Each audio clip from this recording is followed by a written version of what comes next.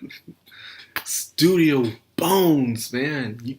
You guys make the best shonen action fights I've ever seen in my life. My god. The amount of animation, the amount of work, the amount of efficiency that Studio Bones put into their work is just spectacular. Oh my god.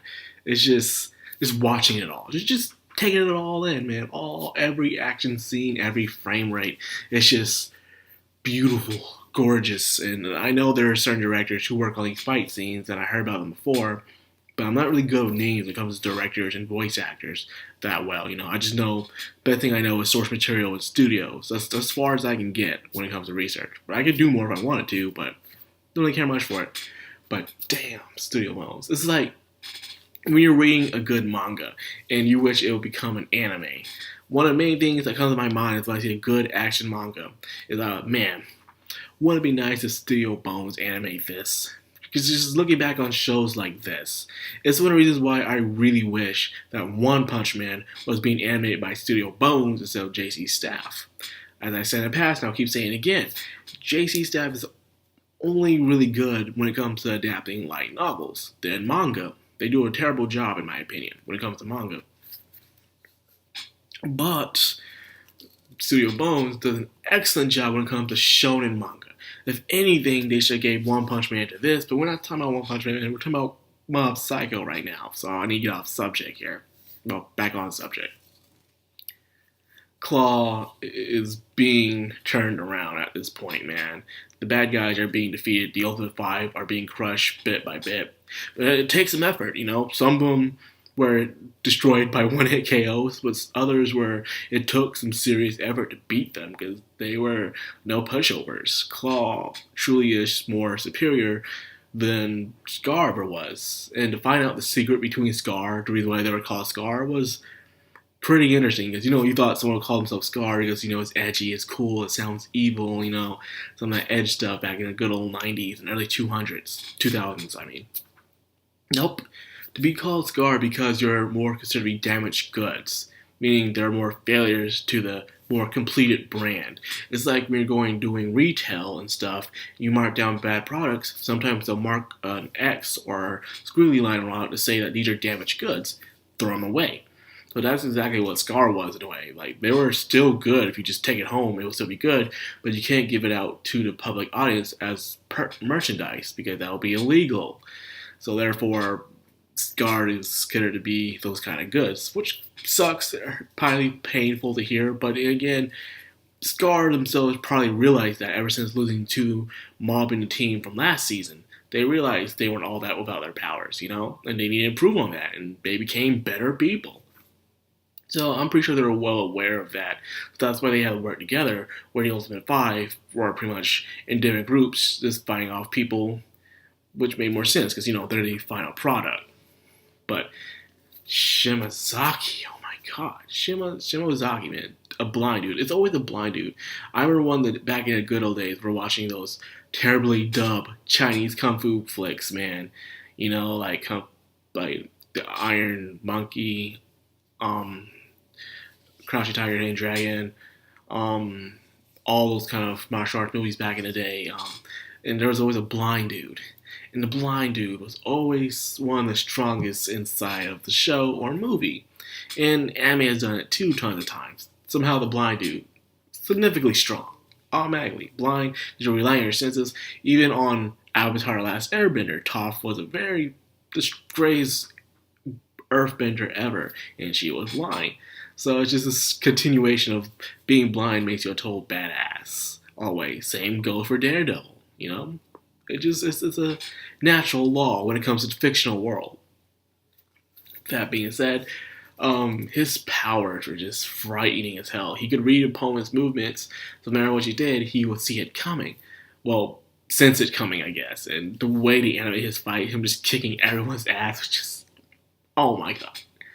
That was fantastic. Watching Shimazaki just going around just kicking everyone's ass like that, not even trying, until his movements themselves got predictable. When you fight someone long enough, they'll eventually reveal their pattern. no matter how many moves you come up with, sooner or later you will get sloppy, you'll get tired, and you'll be more focused on just winning the fight than strategy, to the point where now people see what you do. They see how you do it now. Okay, he's going to do this, then he's going to do that. If that happens, he'll retaliate to that.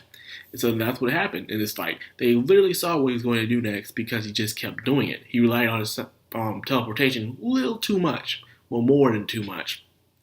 Because of that, they started reading his movements. And since there were multiple people there, all able to read his movements, he was been in a bind until he released the all-powerful Mind's Eye. And then, no matter what he did, it was just, no one could stop him. And like, the only people who could stop him was probably his boss and Mob. And especially Reagan. Because no one could beat Reagan for some reason. I was amazed. Reagan is like Hercule, but better.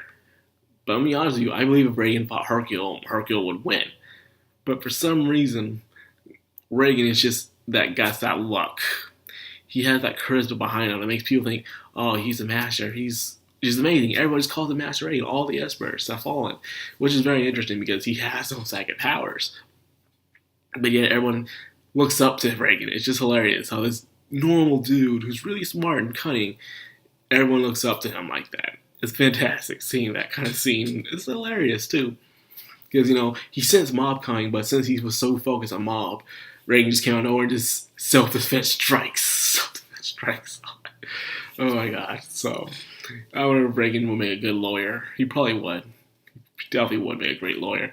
Anyways, we also got some returning characters as well. The guy that was doing summonings, Masio, and of course the summon he had, like, even he couldn't control, Mugami came back too.